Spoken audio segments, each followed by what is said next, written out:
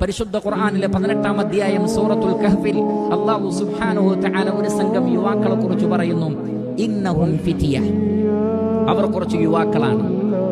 ആമനൂ ബിറബ്ബിഹിം, അവർ അവരുടെ റബ്ബിൽ വിശ്വസിച്ചു, ഈമാനുള്ളവരായി. അപ്പോൾ അല്ലാഹു എന്തു ചെയ്തു?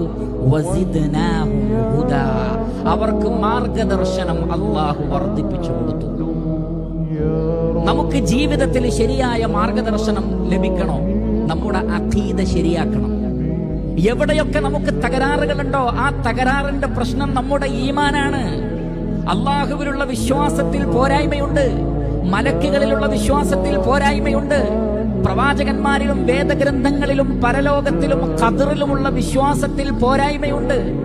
ഈമാൻ കാര്യങ്ങൾ സ്ഫുടം ചെയ്തെടുത്ത് മനസ്സിലാക്കി പഠിച്ച് പ്രാവർത്തികമാക്കിയാലേ ഹിദായത്ത് ലഭിക്കൂ. എത്രയെത്ര സ്ഥലങ്ങളിൽ അല്ലാഹു അത് ആവർത്തിച്ചു പറഞ്ഞിട്ടുണ്ട്. ആരാണോ അല്ലാഹുവിൽ വിശ്വസിക്കുന്നത് അവരുടെ ഹൃദയത്തിന് അല്ലാഹു ഹിദായത്ത് നൽകുന്നതാണ്. അവരുടെ ഈമാൻ കാരണം അല്ലാഹു അവർക്ക് ഹിദായത്ത് നൽകുന്നതാണ്. ആ യുവാക്കൾക്ക് അല്ലാഹു സുബ്ഹാനഹു വ തആല ഈമാൻ നൽകി. ആ ഈമാൻ കാരണത്താൽ എല്ലാ ഖൈറാത്തുകളിലേക്കും എല്ലാ ഹിദായത്തിലേക്കും അല്ലാഹു സുബ്ഹാനഹു വ തആല അവരെ വഴി നടത്തി.